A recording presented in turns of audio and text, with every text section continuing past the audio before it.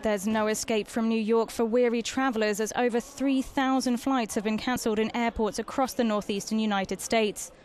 Transport chaos continues on the roads as a driving ban has come into effect in Massachusetts. Americans are preparing for what meteorologists claim is a potentially historic snowstorm. 16 bucks. With 2 to 3 feet of snow expected in Boston overnight, residents rush to stock up in the essentials. With the storm yet to hit the Big Apple, panic buying wasn't on everybody's minds.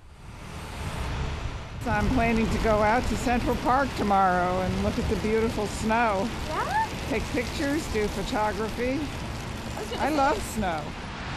With blizzard warnings in effect, New York Mayor Bloomberg has urged residents to stay home, though this hasn't stopped fitness fanatics from getting in a last jog before the worst hits.